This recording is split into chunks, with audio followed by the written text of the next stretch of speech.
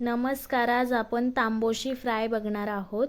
तांबोशी fry करण्यासाठी तांबोशी माशाचे काही पीस कट करून स्वच्छ धुवून घेतलेले आहेत। त्याला आगळ लावून 5 ते 10 मिनिट मॅरिनेट करून ठेवायचं।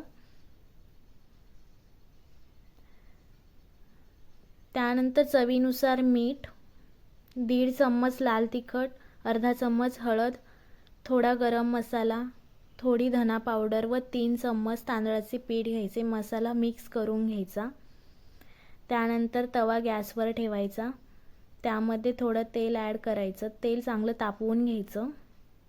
तेल तापल्यानंतर मॅरिनेट करून ठेवलेला मासा मसाल्यांमध्ये चांगला मिक्स करून घ्यायचा व तांदळाच्या पिठामध्ये डीप करून फ्राय करून घ्यायचा।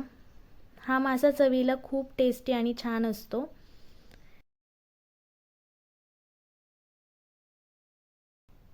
रेसिपी आवडल्यास चॅनलला लाईक, शेअर आणि सबस्क्राईब नक्की करा। धन्यवाद।